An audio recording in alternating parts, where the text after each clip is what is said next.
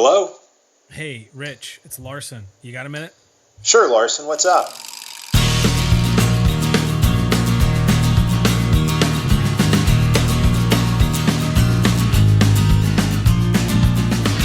Hello and welcome to the Got a Minute podcast with with me. I hate saying myself, that's improper.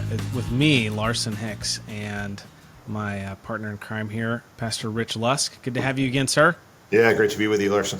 So our last episode, we talked about conspiracy theories. We talked a little bit about anti-Semitism, and then we sort of touched on George Gilder, a book that a lot of folks are talking about right now in the CREC because Canon Press is re-releasing a 70s book that he wrote called Men in Marriage. I think it was originally called Sexual Suicide. Anyway, so we kind of want to tie up some loose ends maybe on last week's episode and then jump into Gilder. Does that sound good? That sounds great. Let's do it. Awesome. Well, what do you got? Let's any other thoughts or things to mention? Yeah. So I was thinking about our last episode where we talked about anti-Semitism some, and it's obviously I think it's very frustrating actually to hear that anti-Semitism is manifesting itself in various ways among conservatives today.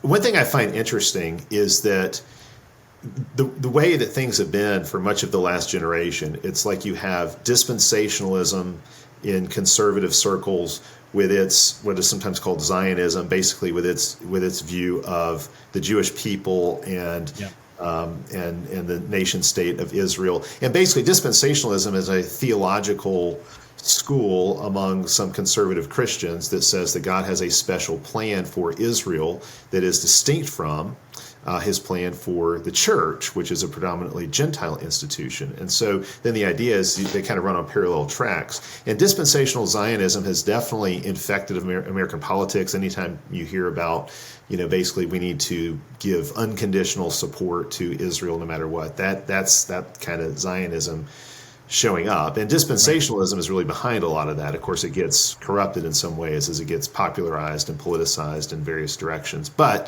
that's been a big problem on the right. And covenant theologians, of which I'm very much in that stream of covenant theology, have been very critical of dispensationalism because it does not do justice to the single story of Scripture. The church is the new Israel, and the church includes both Jews and Gentiles. And we are united to Jesus, who is the true and ultimate Israelite. So in that sense, everything that God promised to the Jews as a people is given to Christians who are united to Jesus, and people who might be physical descendants of Abraham who do not trust in Jesus and are therefore not united to him, don't receive those blessings. And Paul gets at this in Romans chapter 11 when he talks about the wild branches, the Gentiles being grafted into the tree of the covenant, and the natural branches being broken out because of their unbelief. And that's so crucial.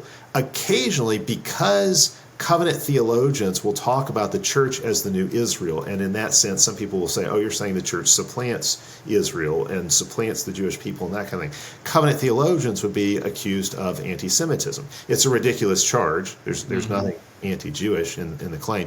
Basically, what we're saying is that what really matters in the new covenant is not in terms of your relationship with God. Obviously, there's other factors that matter for other aspects of what we do. But in terms of our relationship with God, there are only two categories of people. There are Christians and there are non-Christians, and that's what matters most. And so to say that Jews have their own track or their own relationship with God or something like that's problematic. But that doesn't make us anti-Semite any more than simply saying that everybody, whatever your ethnicity is, you need to repent and believe the gospel. So it's no different. Jews are not being singled out for anything. Same kind of thing happens with what is known as preterism. Preterism is a view that there is a lot of New Testament prophecy that was fulfilled in 70 AD in the destruction of the temple. So, for example, the Olivet Discourse, where Jesus is with his disciples in Jerusalem, and they're amazed at the temple structure and the buildings there and all that. And Jesus says, not one stone will be left upon another. And then they say, well, tell us what will be the sign of this? What will be the sign of your coming? they're interested. If Jesus is saying the temple is going to be destroyed, they want to know what's going to lead up to that, because obviously the last time the temple was destroyed, it meant, exile for Israel and all of that. So Jesus then goes on to answer that question with all kinds of things, basically predicting all kinds of things that will lead up to the destruction of the temple and what it will be like in Matthew chapter 24. And he says, this generation will not pass away until all of these things have happened. And of course, that is what came to pass. Jesus uttered that word of doom against the temple, probably about 30 AD or so. The temple was destroyed in 70 AD. That's 40 years. That's a generation. It happened. And so particularly, and of course, this follows on the heels of the curse he pronounces on the Pharisees and all of that at the end of Matthew chapter 23. Jesus could not be anti-Semitic, of course, because he was himself a Jew. So when he pronounces a curse on the Pharisees, or you could even say on the Jewish people of his day, that's not a curse based on ethnicity. That is a curse based on their unbelief and their rejection of him as the Messiah that God sent. So we have to distinguish those issues. So when Jesus says that this judgment is going to fall, that is the end of the old covenant. And that is the end of Israel as a people having a special standing as God's covenant people. And that is the end of any kind of special curse that might fall upon the Jews. From time to time in medieval Christendom, and you actually see this with Luther to some degree, and this may be what's happening now, there is this view that the Jews must be under some special curse because they're the ones who crucified Jesus. They said, may his blood be on us and on our children. Right. Well, okay, fine, but that curse has expired. That curse has been exhausted as of 70 AD. Right. That curse was fulfilled in the destruction of the temple, and it is no more. Now Jews are under no special curse, and they have no special relationship with God. Again, what matters is whether you are a Christian or not a Christian. So the way I see it, you kind of have this spectrum. On the one end, you've got Zionistic dispensationalism that wants to say no matter what the nation state of Israel does, it has this special place in God's in God's program and in prophecy, and it doesn't matter if modern day Israel won't let Christians evangelize, and if it's a secular state that is radically pro-abortion and pro-sodomite and all of that, we've still got to stand behind it. That's absurd to me.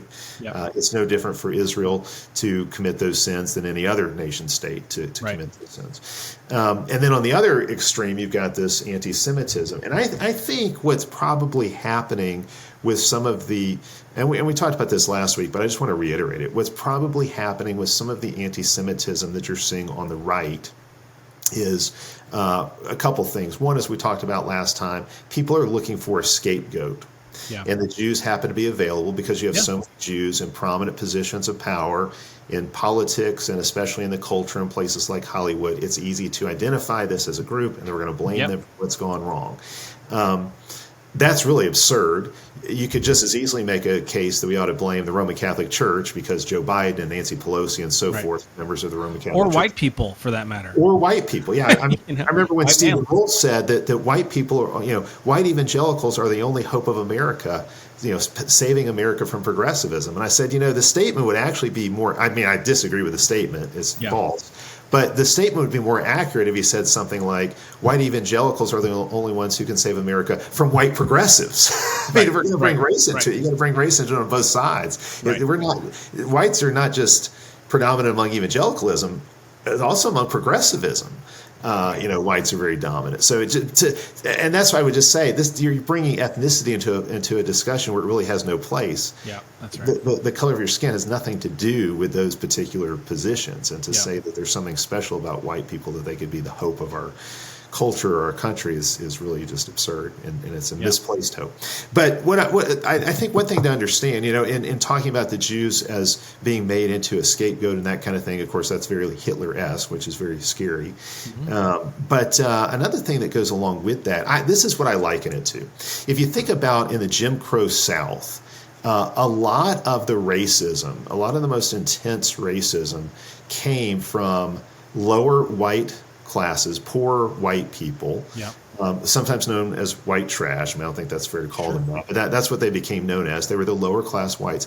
And the reason that they were so susceptible to anti-black racism was not just the racial history and any animosity that might be there because of slavery. These are people whose ancestors probably did not own slaves. I mean, only about 5% of Southerners even owned slaves. So these were not people who had a history of slavery in their background for the most part.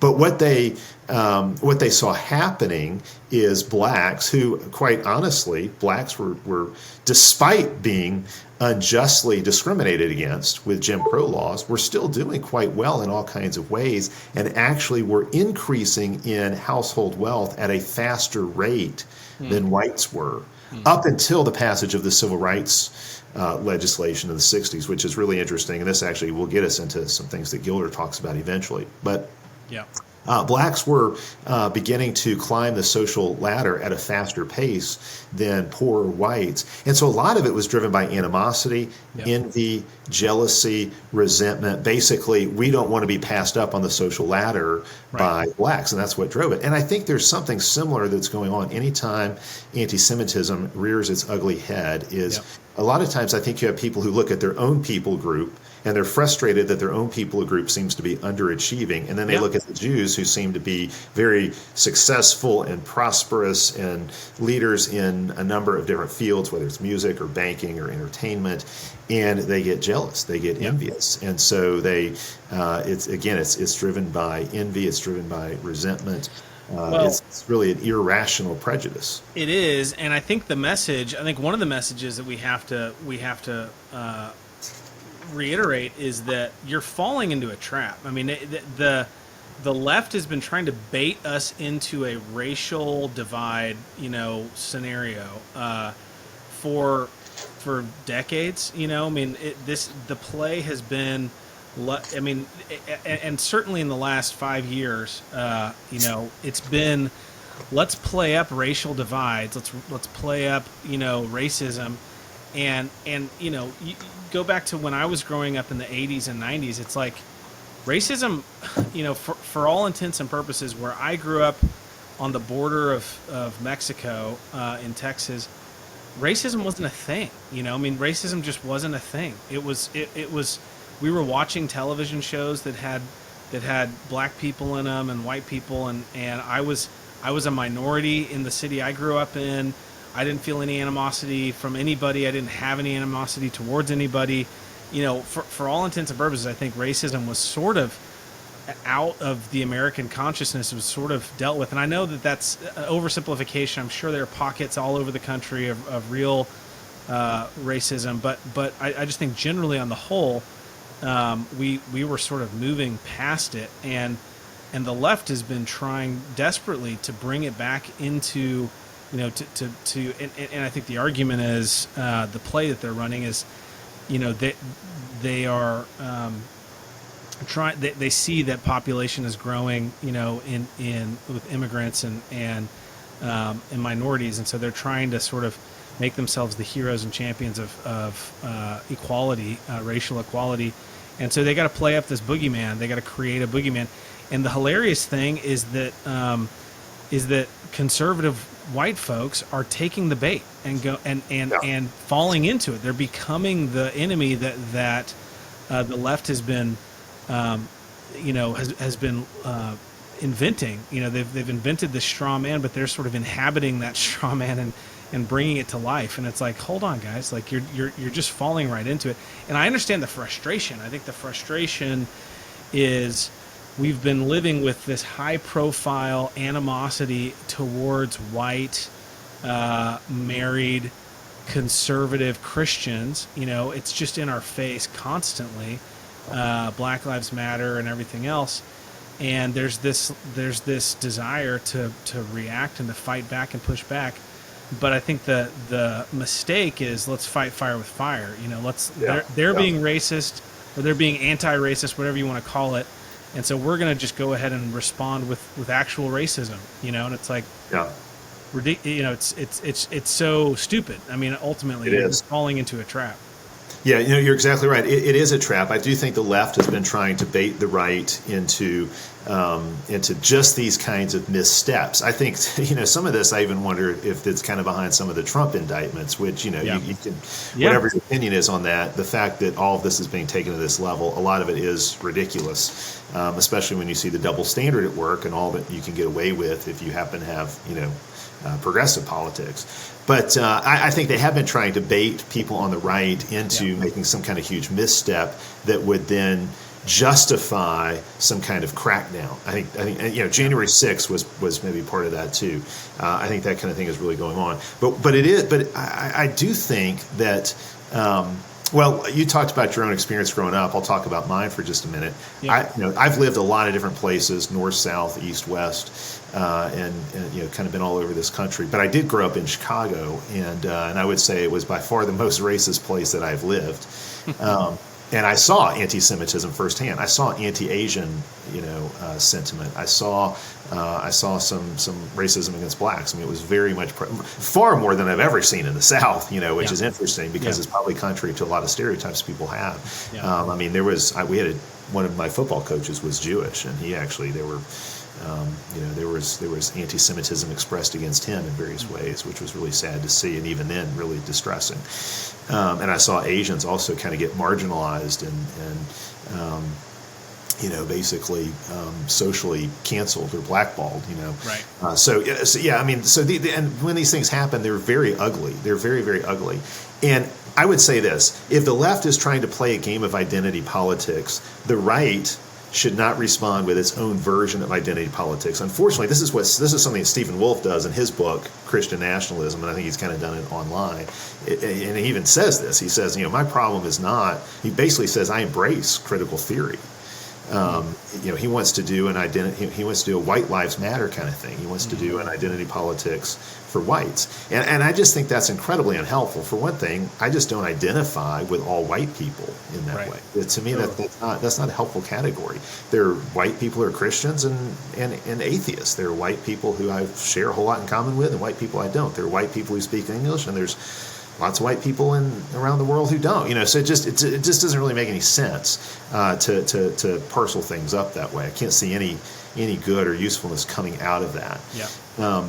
And I think when there are some people who hear me say this, oh, you're anti-American or whatever. No, that's not true. Or you're full of self-hatred. No, that's not true either. It's just that category doesn't really do anything for me. It doesn't accomplish anything for me. So I think we have to reject identity politics wherever it comes from. And this is the thing.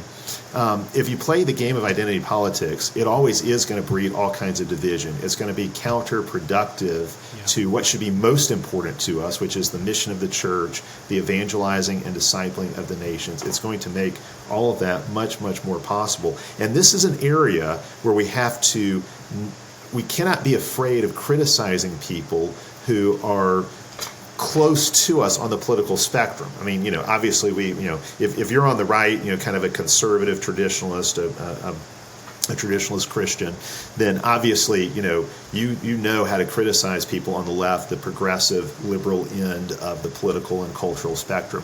But sometimes we have to criticize our own people who are otherwise quite close to us on the political spectrum. We sort of have to police our own and be willing to be critical of people who otherwise share a great deal in common with us. And I've also seen people who say, well, because of what's at stake in our current culture wars and that kind of thing, we just shouldn't, we should not have any enemies who are on the right end of the political spectrum. And I'm not talking about making enemies, but I am talking about just being honest and truthful and saying what needs to be said and dealing with our own. If we can't deal with our own sin, we certainly can't deal with somebody else's. If we can't get the speck out of our own eye, we can't get it's just, you have to start with yourself. You have to judge yourself first. You have to judge your own group first. Yep. And that's the only way that you can, I think, be trusted to make judgments about others, is if you're willing to be self-critical, and I don't just mean yourself, but of whatever in-group you're a part of. Yep. So I think that's really, really crucial. And insofar as anti-Semitism might be reemerging on the right, I think it's absolutely critical for us to criticize it and shut it down. And there's a lot of great things out there to read on this. There's a lot of great things to listen to. And I hope people who might be tempted by this will go read and listen to those things and have their minds changed. Well, I don't want to beat this topic to death because I want to move on to our next thing. But I'll just say yes and amen to everything you said. I think I brought up Gerard last week. I think Gerard is a good place to look for understanding how these phenomena happen. This is not the first time. This will not be the last time in history where people rise up in a mimetic contagion is what Gerard would call it, that spreads throughout a community that wants to identify a scapegoat of some sort. And it used to work. It used to work with just a single person. Christ came and kind of exposed the mechanism, and no longer are we willing to go, well, it's that guy's fault, let's just kill that guy. We now have to identify a bigger group of people, and whether it's Jews or it's black people or it's the communists or the liberals or whoever, it takes that contagion is still at work in the world. It's satanic, but the dosage has to be increased now in order for it to have the effect that it used to have, and so now it's usually aimed at big groups of people. So that's something to just recognize is going on in the world. I think there's a really great segue here, Rich, into Gilder because one of the key points of Gilder is that we are every society in the world for all of time has had to deal with barbarians. Has had to deal with, and barbarians are always young men. It's always groups of young men, and so his whole premise is how do societies do that? What has worked? What hasn't worked? And it all comes down to men and marriage. But I actually think what we're talking about here is a symptom of this problem. We are living in Gilder would say, a sexually liberated society who is divorced itself from the power of marriage as this kind of civilizing force. And what you're getting is, like, for instance, in a society a sexually liberated society where women are now competing in the marketplace with men, you're getting men, whether they're married or not. I think what we're seeing is men who are trying to perform. They're trying to perform and express their masculinity.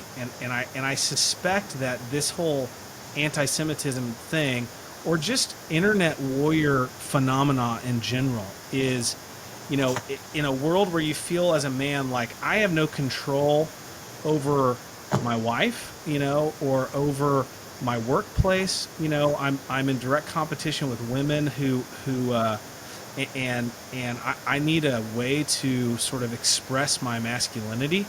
I think sometimes this internet, warrior thing comes out where it's like, well, I'm just going to go online and start beating my chest, and saying these outlandish things that take a lot of courage, supposed courage to say, as an expression of my masculinity. So anyway, that's my attempt at trying to segue from anti-Semitism into Gilder. Yeah, that's good. Let me talk a little bit. I might have mentioned this some on our last episode. I can't remember because we did talk about this at the end of it. But let me talk about my own experience with this book, because this book, obviously, the role that a book plays in your life depends a lot of times not just on what the book says, but when in your life you read it, in relation to other things you've already learned or read or whatnot. So, somebody picking up and reading this book today might think, oh, I've already heard all the stuff in this book that's good, and then there's also some kind of problematic stuff in this book that could have been said a whole lot better or just differently altogether. And so why the focus on this book? It was interesting because I did hear Doug Wilson talk about why Canon is republishing this book, and I got the sense almost that there's a little bit of nostalgia involved in this because and maybe that's just because they're using that 1980s type font, and look in their marketing materials for the book. But actually, for me, it's a little bit nostalgic as well, because it was one of the first books that I read, one of the first serious books that I read on masculinity, femininity, marriage, the sexual revolution. I was in college, and this was early 1990s. This was maybe like 1992 or so, right around there. And had a mentor who led us through a lot of books an older Christian man who kind of took, a handful of us Christian guys from church under his wing. And we read books like Ideas Have Consequences by Richard Weaver, which is, that's a fabulous book for discussion, even though it's kind of all over the place and says many things that are good and many things that are, maybe problematic. It's still a great book for discussion, and it's a book that just, it opens your eyes to so many things. Yep. He had us reading some of the National Review types, some William Buckley and Joseph Sobran and that kind of thing. We talked about Pat Buchanan because he was a big deal back then, and he's probably somebody that a lot of folks owe an apology to, since a lot of things that he predicted and talked about have come to pass. I think in some ways, you could have avoided the whole Trump mess if Buchanan's not necessarily the man, but even just his some of his concerns about where things were headed were heeded at the time by conservatives. The conservative movement chose to go into it in a different direction. The Republican Party went in a different direction, and I think that was problematic. But so I read Gilder in the early 1990s. So obviously, even by then, this book was maybe you could say a little bit dated, because actually you can trace the roots of this book back to work that Gilder was doing in the 70s, like in the early 70s when he first started writing magazine articles that dealt with some of these topics. So this was something that he had been dealing with for a while, and sort of just analyzing what's happening with the sexual revolution and with the women's liberation movement, what's happening to men in the midst of all this, what about family breakdown and the welfare state, all those kinds of things. And a lot of the things he says in this book now are pretty commonplace in conservative circles, but at the time, they were still, at the time, they were not as well known or understood. So his book was pivotal in that kind of way. But for me personally, it was one of the first serious books that I read about these kinds of issues, about manhood, about feminism, about what's happening to the family in our culture, particularly in relation to the welfare state and changing divorce laws and a changing understanding about masculinity and femininity and the roles of men and women in marriage and society and so forth. So for me, it was really, really pivotal. Now, I will say this. A lot of people have been critical of certain aspects of the book, and we'll get to that. I will tell you, the mentor that I read this book with all those many years ago pointed out a lot of those problems, how in some ways Gilder does pedestalize women and in some ways makes women responsible for, I think his language is civilizing men. Okay, I think that's actually very problematic on a number of fronts. I think he's also short-sighted, and again, this is something we'll get to in a bit, in that just as he talks about how men need to undergo a transformation and grow to maturity, he sort of acts as if women are finished products from the start and don't need something similar, as if women don't have to work on controlling their nature and reining in their worst impulses the way men do. I think we can say now in 2023, that's just completely false. Women have to learn to control their emotional nature and other, there are characteristic male sins. There are also characteristic female sins. Gilder saw the characteristic male sins, and he presented a way to deal with those. He took for granted that, it's really the narrative that became very common in 19th century America, that men are demonic and women are angelic. That women are spiritually superior to men just intrinsically. And I think Gilder kind of starts with that, and I think that is a problem. So that is something that's kind of woven through the book that if you read it, you'll see come out from time to time that does have to be dealt with.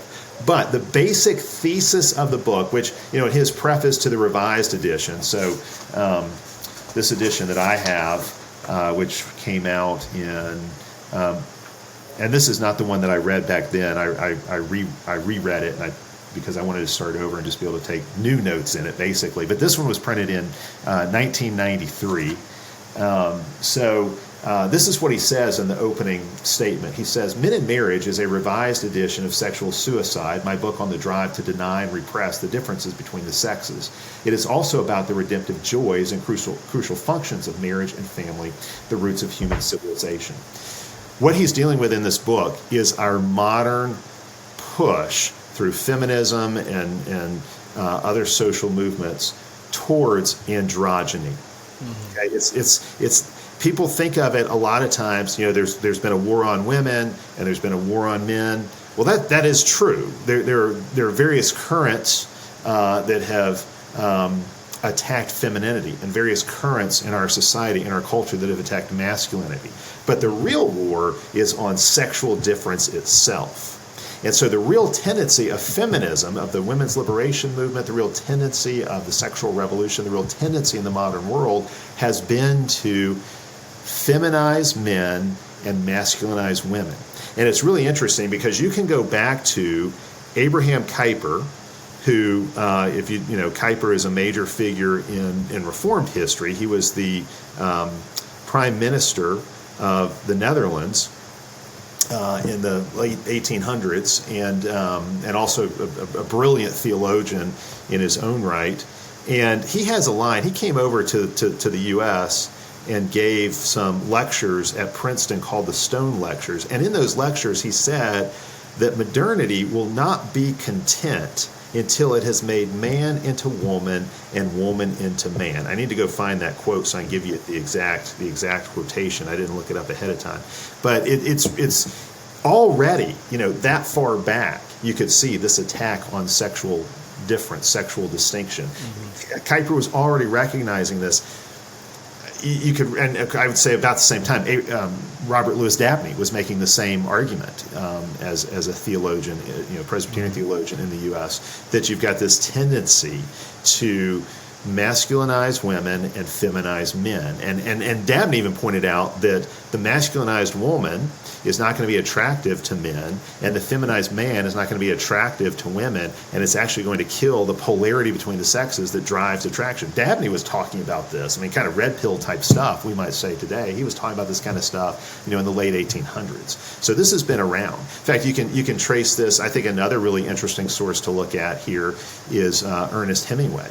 A lot of his writings deal with this, particularly his book, The Sun Also Rises, which is really about gender confusion, the onset of gender confusion after World War I, and kind of the, you know, what he calls the lost generation. And the protagonist in the book, this man named Jake, has a war wound that will prevent him from consummating a relationship with a woman.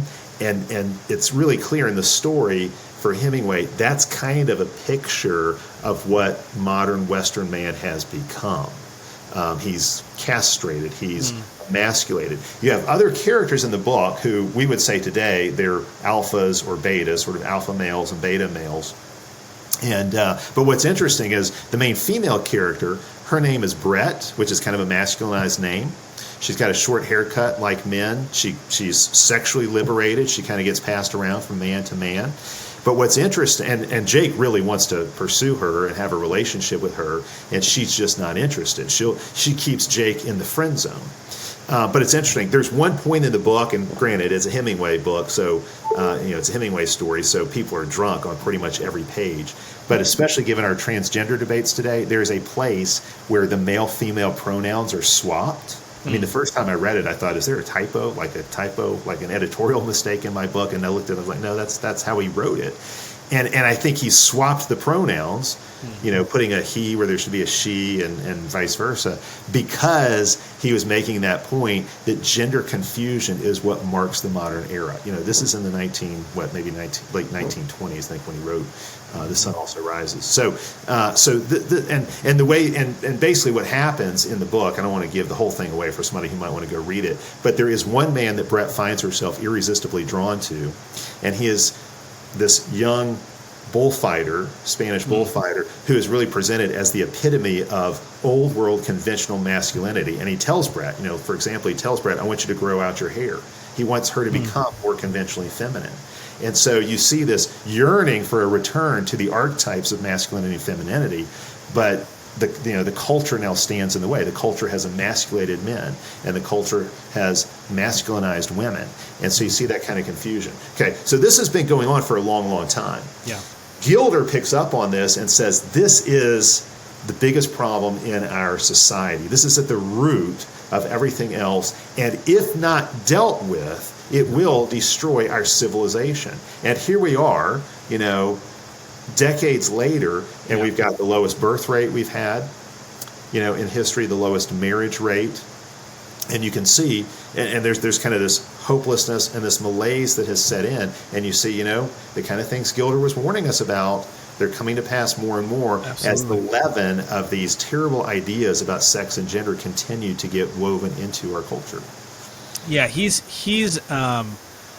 you know, every now and then you have to stop and go, when was this written? Because as you're reading it, you're going, wow, this guy was calling it, 50 years ago, and we're living in exactly the world that he's describing we are headed for at that time. And I think most of us weren't seeing it because it hadn't trickled down into most of society. But I think I want to real quick, if we can, because we're sort of we may end up spending more time on this than just one episode. But I think it's important to understand what Gilder's project is, what he's doing, what he's not doing, and I think for starters, just recognizing this is not a biblical scholar who's trying to exegete or do some systematic theology of manhood and womanhood from Scripture. This is a guy who's looking at a lot of it's really anthropology. It's really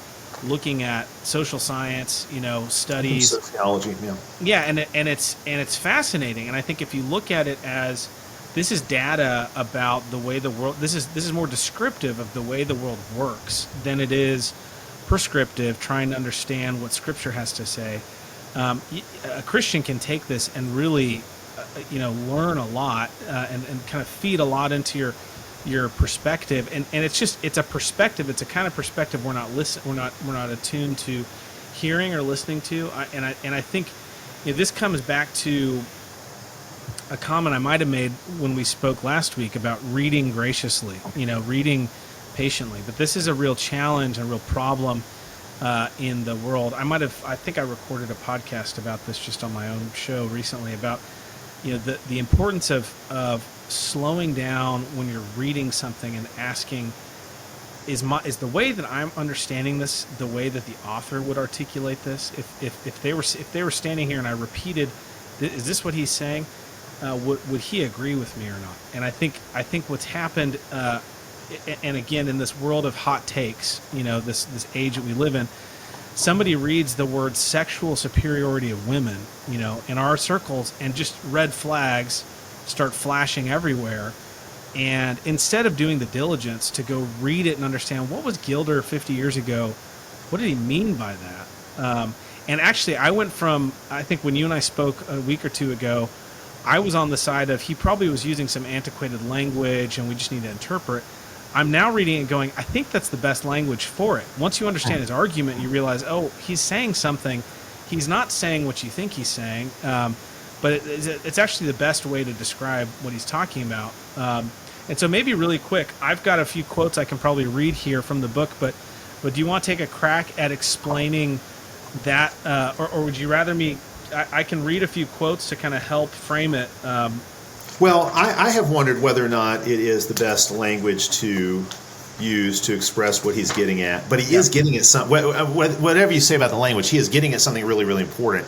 On this podcast, at some point, I think we talked about the book "Eggs Are Expensive, Sperm is Cheap." Yes. Okay, it's a short little book by what's his name? Greg. Do you remember his last name? Kribels, I think, or something. Kribels, something like that. Yeah. Yes. I would say that book, Eggs Are Expensive, Sperm is Cheap, is a really good, short, and actually very practical introduction to a lot of the themes that Gilder's talking about here. And you mentioned this. I mean, I don't know that Gilder was a Christian. I don't know that he is a Christian. I know he's had a lot of connection with the Christian faith. I think he is now. I don't know that he's... I don't know about his personal faith. But... and so you're right to point out the book is really doing sociology and anthropology. There's not going to be any biblical exegesis here or anything like that. Same thing really with Krebel's book. I think Krebel's is a Christian in the Eggs Are Expensive, Sperm is Cheap book, but he's really doing sociology, and he's saying these are basic fundamental realities that are being suppressed that you need to understand as a man if you really want to succeed in the world. If you want to succeed in a relationship with a woman and all that. These are fundamental realities that you're probably not being told, not being taught, but that you need to know. And in some ways, you could say Gilder's doing something similar. He's helping us better understand ourselves. So whatever language you want to put on it, the reality is sex is, in a very real sense, a higher stakes thing for the woman than it is for the man, because she is the weaker vessel. She is the one who's going to get pregnant and bear that child and then have to nurse that child. There's a vulnerability involved for her that is not there for the man. Now, Gilder will say that the fundamental problem any society has to solve is what to do with its unattached men, with its single men. I would say the problem here is not that the men are single. There are actually quite a few single men who do just fine. I think of, say, for example, John Stott, who was single. And I think was gifted in that way. Occasionally, God does gift somebody with celibacy. They can live an undistracted single life. For most men, that's not the reality. So what you have is a lot of men who are single, but they're not gifted with celibacy, and so they have a tendency to become sexual predators. That's what happens. So they're the barbarians in the book. And the question then is, what do you do with these men? The problem is not that they're single per se. The problem is that they do not have a mission. If they have a mission, they wouldn't be so prone to drift. They wouldn't be so prone to barbarism. If they had a mission, they would make themselves marriageable, and then they would go find a spouse, and part of their mission obviously would be building a household with that woman, with kids and job and house and all that comes with it.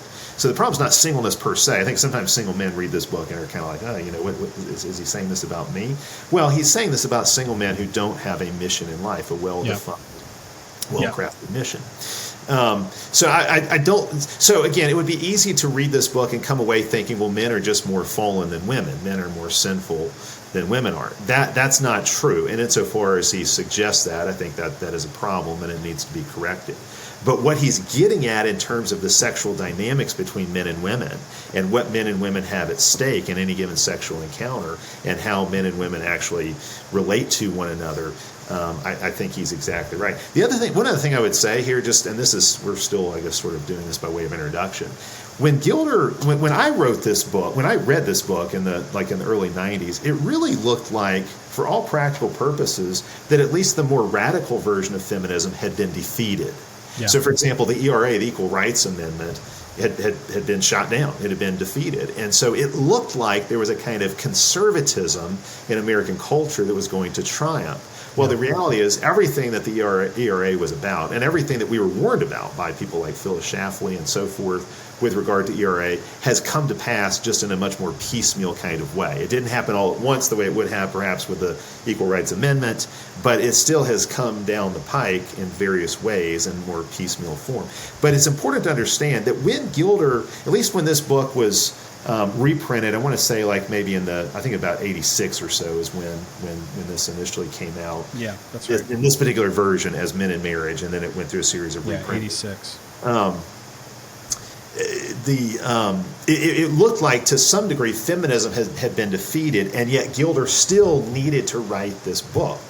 Because the reality is, even though there had been this political victory of conservatives over ERA, still you could see how the leaven of feminism and the leaven of the sexual revolution was working its way into the whole culture and impacting everybody, even people who considered themselves very staunchly conservative. So that people today who are on the conservative end of the spectrum, who would consider themselves traditionalists, or you could say complementarian, they actually would have been considered progressives by the standards of, say 50 or certainly 100 years ago.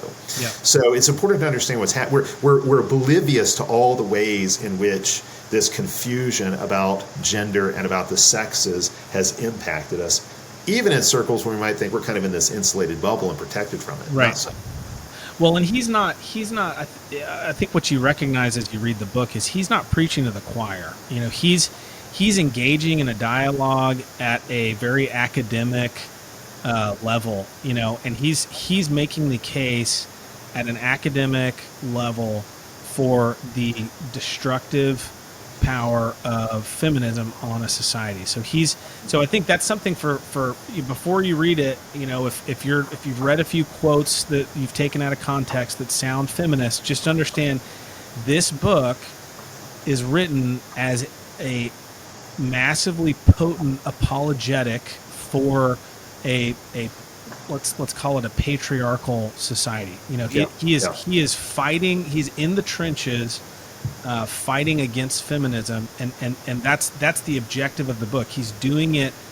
I think in a way that is winsome to those who are engaging in the discussion at that level. So he's not trying to win over.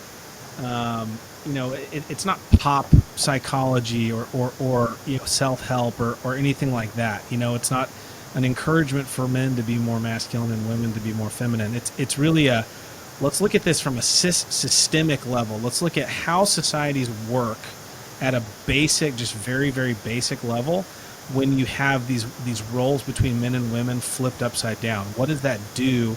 And so he's describing it, and he's even, he's looking at, there's all this anthropological evidence looking at these different tribes and these different remote places that have perhaps a slightly more matriarchal structure, or just basically demonstrates these things are in operation in every society in one way or another, and here's what happens when they go awry. So I'm gonna read my notes after reading chapter 1, and I won't read any specific quotes, although I've highlighted and underlined almost every other sentence in this chapter. But tell me what you think about this summary of chapter 1. Okay, women's sexual identity is secure and stable. So women have, and that's where I think the sexual superiority piece comes from. Their bodies remind them monthly of their femininity. They're in their physical bodies. They have the equipment to be women and do what women do. Can I jump in right here? Yeah. I totally agree with that. Obviously, that's an obvious biological reality. But let me give a little bit of a counterpoint in our modern world, something I think is going on. Okay. You talked about a woman having a monthly reminder of her sexual reality. Okay. Well, if she's on the pill, that's not true. It's true. Yep. And I think one thing that we have to recognize, do women have a more stable sexual identity than men do in 2023? Look, you have lots of women who are on birth control who are not married, and even if they are, I still would question, whether or not the pill is wise to use because of its health ramifications and whatnot. But if you're on the pill because you want to live a sexually liberated life as a single woman, you want to be able to quote unquote have sex like a man, and not, which means sex without consequence. You don't want your eggs to be expensive, okay? Yep. You basically are trying to change the cost that's involved in a sexual transaction. That's hugely problematic. The pill has made it possible for women to deceive themselves about these sexual realities. Yep. So that I think is important. That's one dynamic that plays into this. No, you're right. You're right. We live in an age. Well, let me say one other thing about this. Think about something like OnlyFans, okay, which apparently this is where women can turn themselves into porn stars and then offer themselves over the internet for money. That, I think, has exploded the lie that all of the women involved in pornography were victims. I'm not saying the women on OnlyFans aren't victims too in some kind of way, victims of male sin against them, whether it's fatherlessness or boyfriend who abused them or sexually exploited them or something like that. But I think it shows that women today can be just as confused about their sexual nature as men have been. And the purpose of sex, the purpose of your sexuality, if you're a woman, is not to flaunt it on camera for a paycheck. Right. Okay. Just like the purpose of a man's sexuality is not just pleasure, where he goes about trying to have as many sexual conquests as he can. The purpose of sex is to unite one man to one woman so that together they'll be bonded. Sex will glue them together and will produce new life. It'll be generative. It'll be fruitful, to use the language of Genesis 1. And so he's going to be oriented towards taking dominion to make himself worthy of reproducing with her. And she is going to, obviously, she's more given to multiplication. She's the one who's going to carry the child and nurse and nurture the child in its early days. And that's the kind of division of labor that God has built into the human race. Okay. Right. I think Gilder, when he wrote this book, and since I was growing up in this, in the 80s and 90s when this was being printed and then reprinted, I can say it made sense to talk the way he talks then. Yeah. I'm not so sure that it really makes sense in 2023. Yeah, I think it's a good point, Rich. I think he's not describing, at least in this first chapter, he's not describing the world to come, the world that we're in today. He's describing humanity from the beginning to up until, let's say, a sexually liberated society. So he's just saying, here's just how it's designed. Here are the design features that are baked into humanity. Let me describe them for you. And so you do have to sort of go, okay, let me suspend disbelief for a second and not and just think to a time before women were being indoctrinated since kindergarten by public schools to doubt their sexuality. So there's been, you're absolutely right that we live in a bizarre upside down world right now. But I think he's laying the foundation to try to explain how we got there by starting with, here's the design, so that first point about women's sexual identity being secure and stable. Well, let me interrupt you one more time, and I want to read to you something. I am not a fan of Dennis Prager for all kinds of reasons. He is not a Christian. He's got a lot of very confused views. He's kind of the epitome of what's wrong with secular conservatism. But he wrote an article not too long ago with this title: "Women are disproportionately hurting our country." Let me read to you the first couple paragraphs because he interacts with Gilder here, and I think he gets at exactly what you and I are talking about here. Yeah. And it's interesting because he read Gilder when he was, now he's older than I am, but he read Gilder when he was in college. I read Gilder when I was in college. Interesting. He says, when I was in college, I read a book by George Gilder, one of the wisest thinkers of the last half century, titled Naked Nomads. Okay, so Naked Nomads is about single men, and a lot of that content sort of resurfaces in this book. So he says, I read this book called Naked Nomads, which had a deep impact on me. It was about single men and all the pathologies associated with them. For example, Gilder drove home the point that the biggest factor concerning violent crime was that it was overwhelmingly committed by single men. So we think of violent crime being committed by men, but more specifically, it's single men, unattached, men who don't have wives at home and 100%. children. Yep. It says, while there was no danger, I would say no chance, that I would commit a violent crime, though I was at the time single, this fact, along with others in the book, made me a lifelong advocate of marriage. I also came to realize that raising good men was the most important thing society could do. If it doesn't, the male propensity to physical aggression and predatory sexual behavior will wreak havoc. Therefore, raising boys to control their natures is fundamental to society avoiding chaos. Now, here's the clinching part. Over the course of my lifetime, however, I have come to realize that while society was right about males, it was wrong about females. Whether spoken or unspoken, most people thought that girls just didn't need to be raised to control their natures nearly as much as boys did, but they do. It is true that females are not inclined to violence or predatory sexual behavior as men are, but this hardly means that girls and women don't have to learn to control their natures. On the contrary, as I have been telling parents for many years now, they need to teach their daughters to control their natures just as much as they teach their sons to do so. Specifically, girls have to learn to control their emotions. And then from there, Prager goes on to talk about basically what has happened. He says, just as the male sex drive and violent impulses can overwhelm their conscience and their ability to think and act rationally, emotions can do the same thing in girls and women, overwhelm their conscience and their ability to think and act rationally. And then he goes on from there to talk about how many of our current social pathologies, like transgenderism, for example, are driven mainly by women. That a lot of these things are one that Wren points out is how 80% of divorces are initiated by women. Some of those justified, but many of them not. And they happen because women have not learned to control their emotional natures. They have an emotional reaction to something. Yep. Women will head to divorce court because they know that they're incentivized to do so by our culture, because they know they'll get a nice settlement, alimony, child support, child custody, all of that. And so they're incentivized. But the reality is it goes back to women learning how to control their emotional impulsiveness. Just like men have to control their sexual impulsiveness, women have to learn to control their emotional impulsiveness. We sin in complementary ways as men and women. That's not the way we're used to thinking about complementarianism, but we really do sin in complementary ways. And it's important to understand both.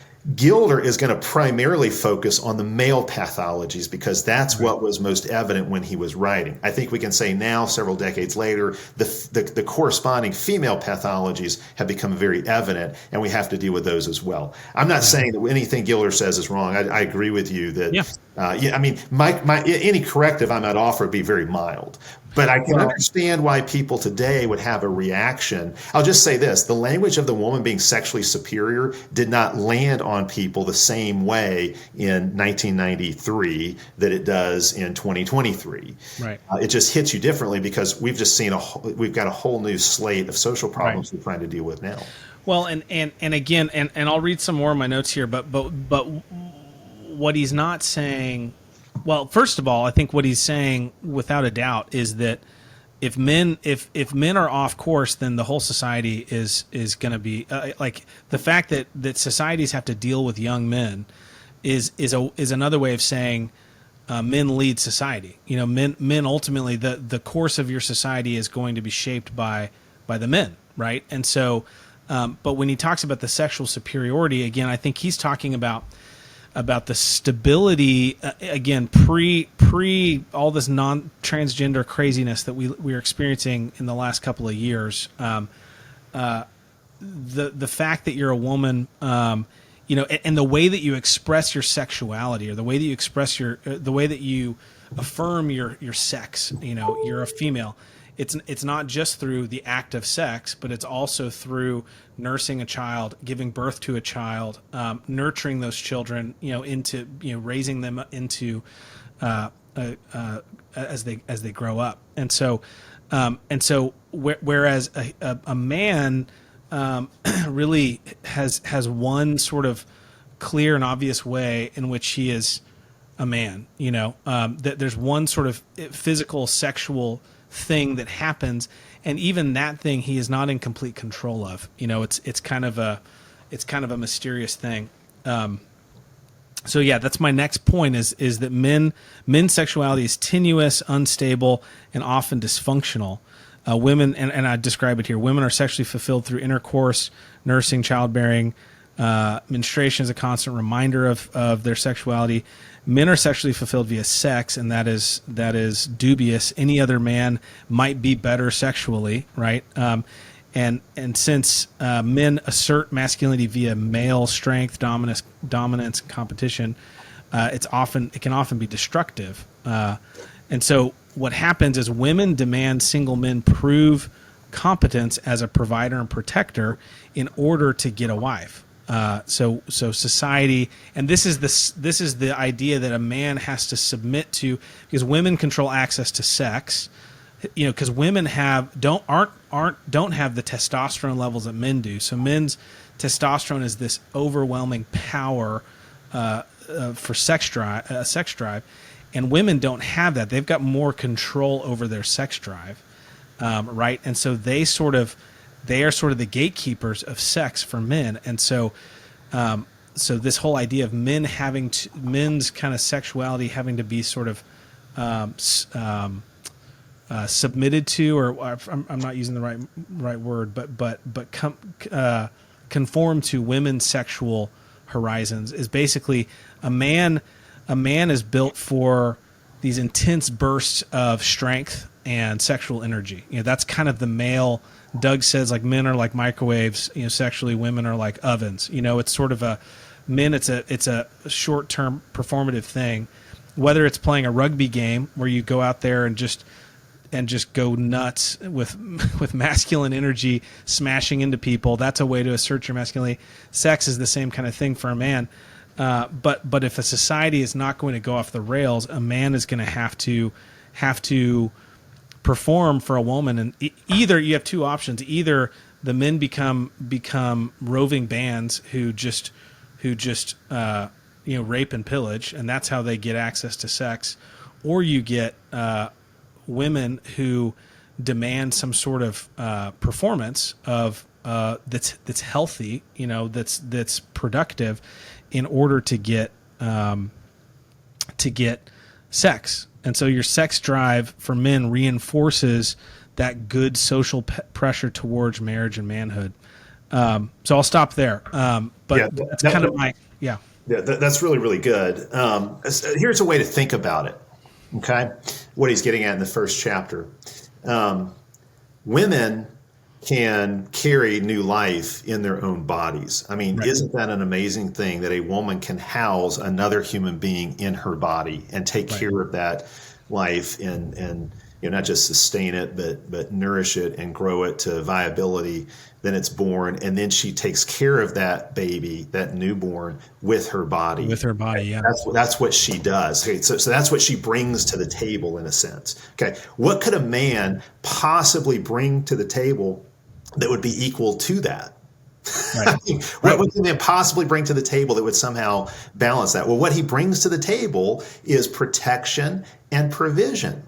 And that's why Right. I say, the creation mandate belongs to the whole human race, no question. Men are obviously involved in multiplication. Women are obviously involved in dominion. But there is a kind of emphasis, a kind of, again, what I would call a sexual division of labor. Women are more valuable on the multiplication side because they can do things there that obviously no man can come close to equaling. Men are more given to the dominion side of the mandate because Yep. so that's how they become the protectors and providers.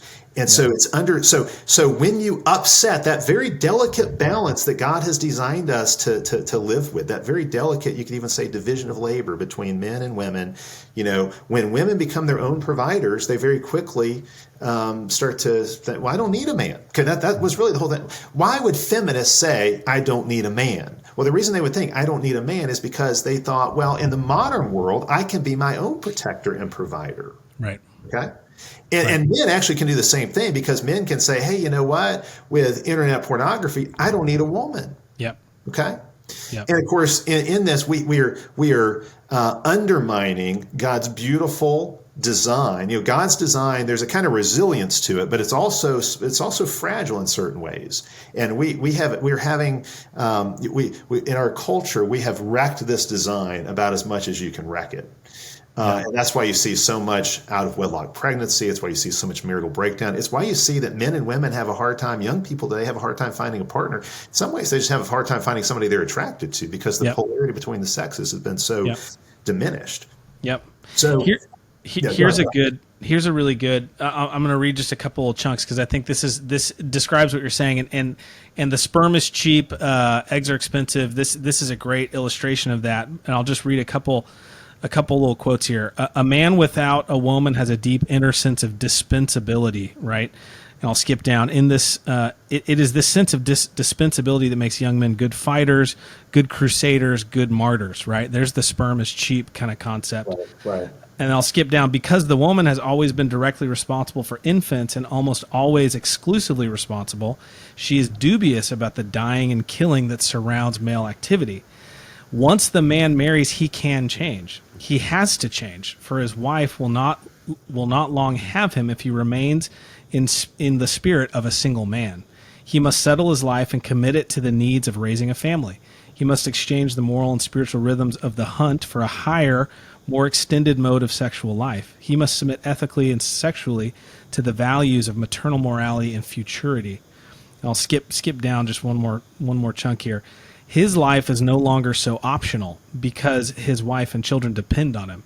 Thus, individual life assumes a higher value within the monogamous marriage than it does in the male group.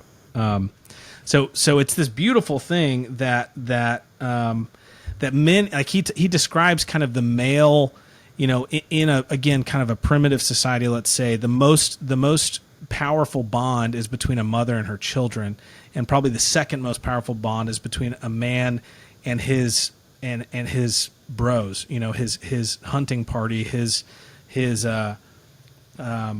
It's a David and Jonathan kind of dynamic. Right. So like those are the two most powerful natural affiliations, kind of anthropologically, but marriage creates this even more profound union that transcends both of those, and a man changes from his priorities being to the bros to his priorities being about his wife and his offspring, which is a beautiful thing.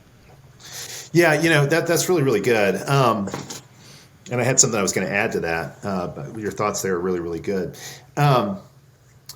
One interesting thing, and again, I don't want to be overly critical of the book, but there are several things that kind of going back through it this time I noticed. On page 7 of my version. Okay. Do you have the new Canon Press version? Yeah, I do.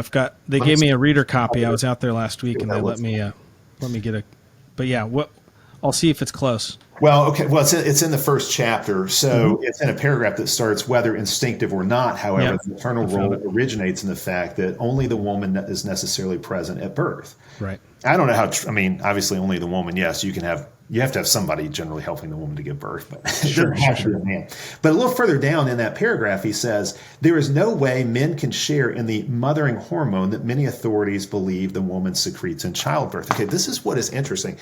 Now obviously decades later, we do have more knowledge of the science of what happens at childbirth. And yes, there are mothering hormones like oxytocin and so forth that are released when a mother gives birth. I mean, I've heard of mothers of pregnant women who are about to have their first child who are concerned, will I be able to bond with my child when he's born? Mm-hmm. And I just want to say, nature, okay, ultimately God, has taken care of that, because the moment that child is born, your body is going to be flooded with hormones that help you bond with that baby. So don't worry about bonding with your baby. God's going to take care of that. But this is what's interesting. We now have the science to know that that a father, when his wife gives birth, he undergoes a hormonal transformation as well. His testosterone slightly decreases, other chemicals kick in that allow him to bond in new ways with his wife, and especially with his newborn child. So, Gilder was right. And according to the science of the time, at this point, they're just even making guesses about a woman's hormones being released to help her bond with a child at birth. But now we know for a fact that when a father, when the man is involved, he undergoes a hormonal change at that point as well to help him. In fact, another book we might want to eventually discuss is Nancy Percy's book, The Toxic War of Masculinity, because it's similar to this. It's a real mix of some really great stuff and some really questionable stuff. But she does talk about this. She does a lot also with sociology and with science. And this is one of the things she looks at is the hormonal transformation that takes place for the mother and for the father at birth. She says, we used to think that for the mother, the bonding with the child was biological, and with the father, it's got to be cultural. So fatherhood is not natural in the way that motherhood is. Fatherhood is sort of a cultural construct. And even some things in Gilder kind of tend that way, because it would be easy to think that. No, in reality, the father-child bond is also biological. It's just as natural. It's not just a matter of social construct that's somehow imposed upon men. That too is designed by God. Men are designed to bond with their children. Mm-hmm. That's not just something being imposed upon them, by society or some, external law or something like that. They're compelled to it. Here's another thing that goes back to what you were talking about, and I know we're getting to where we need to wrap this up. But this I'll make this one point, and then you can, if you want to, wrap things up for us, you can. You probably have some more quotes you want to read. Oh man, I could do it all day. When it comes to provision, men are constantly trying to justify their existence. That may not be the right way to put it, but because obviously our existence is justified by the fact that a good and loving God created us. But men are trying to justify themselves as men and what their role is. And men can do that in healthy or unhealthy ways. But again, the way the man has conventionally done that is he has become the protector and provider. That's what he brings to the table, so to speak. When women, and I would say men get a great deal of satisfaction out of providing for their families. Okay. When, I've known men who were just so overjoyed at the thought that they were going to buy their wife a new car, so excited to provide for her in that way. Yes. Or so, they get so much satisfaction out of being known by their children as the provider. The kids may not understand what dad does when he goes off to work, but they know whatever he's doing, that makes the money that makes the rest of their lives possible. That's what I would, tell my kids sometimes. The patriarchy has provided every good thing you've ever enjoyed, pretty much, because that's what men do. Men are providers, and men get a great deal of satisfaction out of providing. Yep. When women have to provide, they don't get any satisfaction out of it at all. And in fact, if they have to provide for a man, they grow to resent it very, very quickly.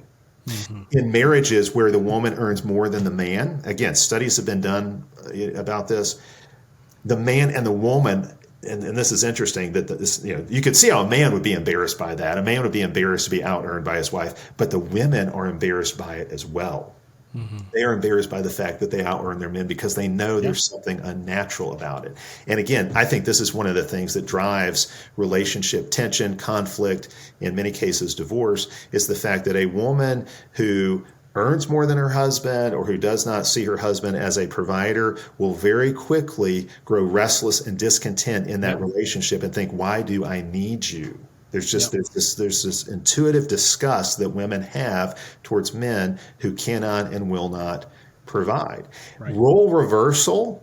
Feminists have said, well, because these roles are social constructs, role reversal should not matter. The wife can go off and be the CEO, and the man can stay home with the children, or be the, take care of things in the home. No, That kind of role reversal is unnatural. It goes against the grain, and anytime you run your hand against the grain of a piece of wood, you're going to get splinters, and that's what happens. Okay, I don't doubt you could find a couple here or there that could, somehow make it work, because that just, the world we live in is complicated, and there's all kinds of factors at play.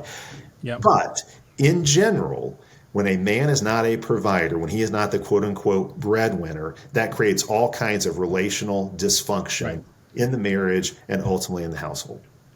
Well, and this is where the whole book is aiming, I think, is that in a world where sex is free, where liberated women don't guard access to sex like they used to, and where men have access to pornography and OnlyFans and those kinds of things, there's no longer this drive to make a commitment to a woman and to perform a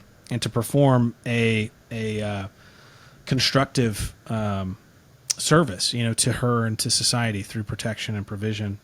And I think we've kind of talked through chapter 1 and really kind of part 1 of the book, and I'd love to start to go into part 2 maybe in our next we can do another episode on this if we'd like. But he goes into he called the chapter 5 is called The Princess's Problem, and he does this really wonderful job of painting a picture of, I mean, it's eerie because I'm thinking as I'm reading this of so many women that I know who this story exactly mirrors. This woman who is at the peak of the sexual. You and I have talked about this before. 20s to 30s, women are sort of at the peak of the sexual hierarchy, so to speak.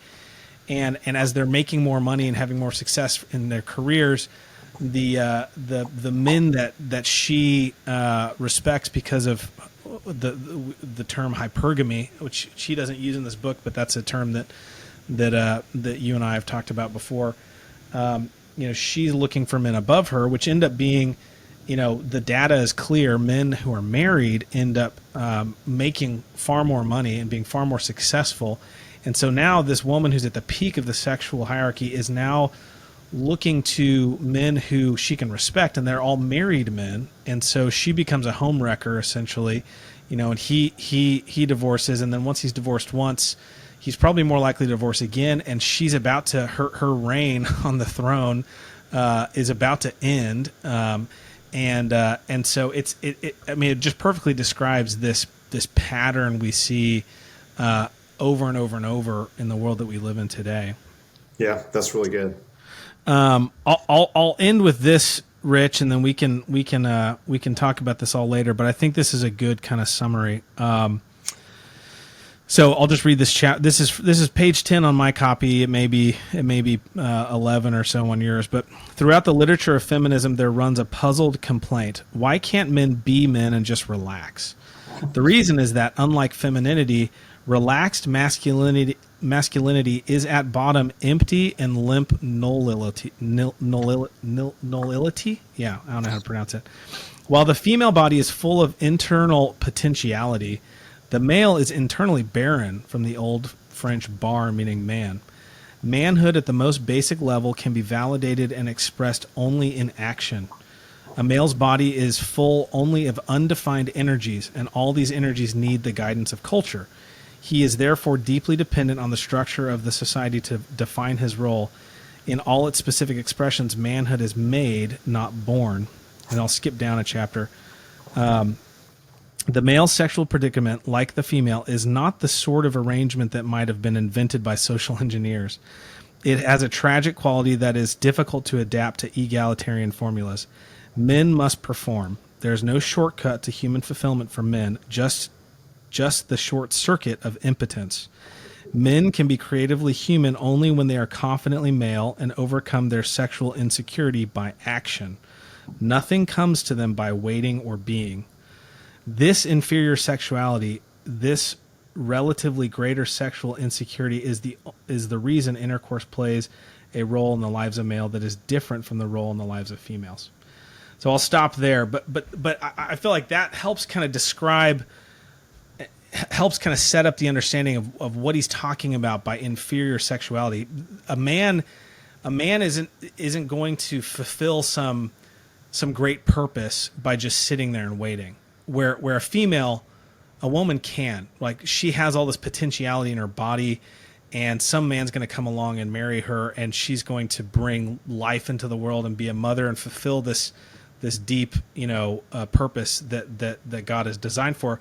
A man doesn't have that option. Like, a man is just full of potential energy, but if he just sits there and doesn't direct it towards something, it's going to be his life is going to be useless and undirected and probably destructive. So anyway, I think that all helps kind of summarize what it is Gilder's really getting at when he uses these terms about inferiority and superiority. It's not. I think you have to do the homework to really follow his argument. And I think once you do, you see that it's not some nefarious, feminist agenda or even evolutionary agenda. He's just trying to describe, how it is that sex kind of sexuality sort of functions. Yeah, that's really good, Larson. Even if you wanted to question, what he says about how the female body is full of life and potentiality, the male body is internally barren. Even if you wanted to say, hey, no, that's not really true. Women are barren unless they mate with men.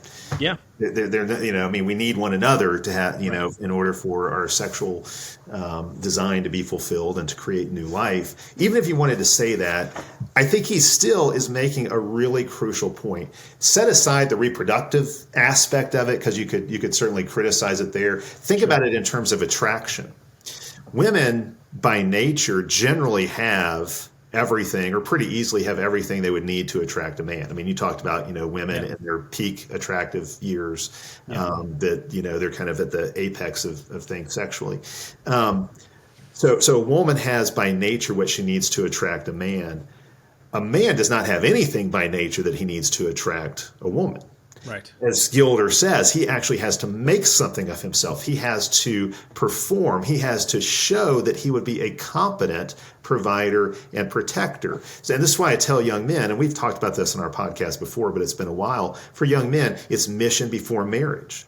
Yeah. Go figure out what you're going to do. Make something of your life. Start to build a great life that a woman would want to be a part of, and then invite that woman into what you're doing. That's really the way it works, and that's how you make yourself attractive to a woman. Yeah, that's right. That's right. So people today are so obsessed with equality.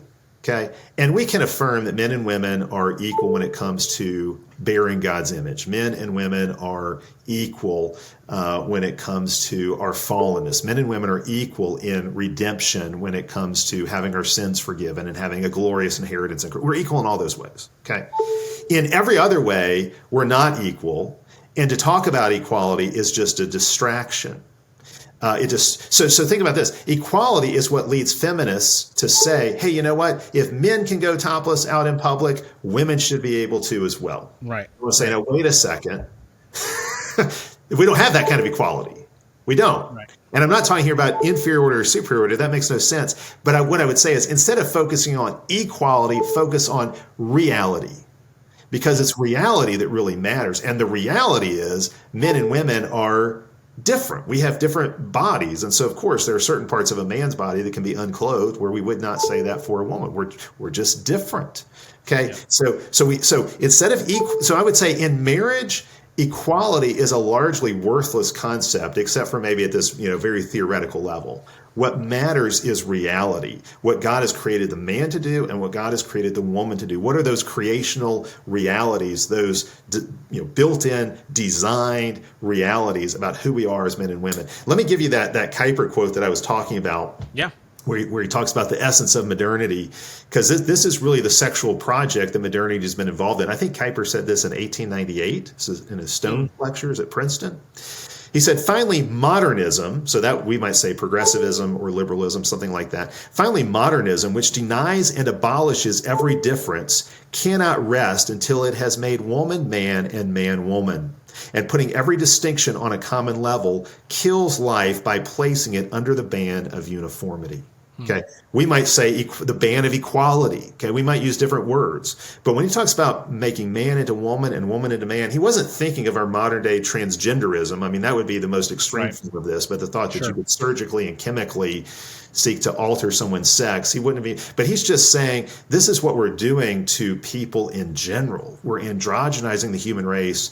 And it's killing life. And it's killing life metaphorically, and then it kills the joy because there's so much joy to be found in those created differences between men and women. But it also kills life in the sense that when man becomes woman and woman man, masculinized women and feminized men, they don't really reproduce. Yeah, it's just kind of a dead end sexually as Right. well. So, right. so I think that's a great summary of some of these things. Absolutely. Well, really, really fun stuff. I'm thankful that Canon is republishing this book. I'm also kind of thankful that there's been such a overreaction or misunderstanding, because it's actually in my case what's driven me to go, well, I better go read that.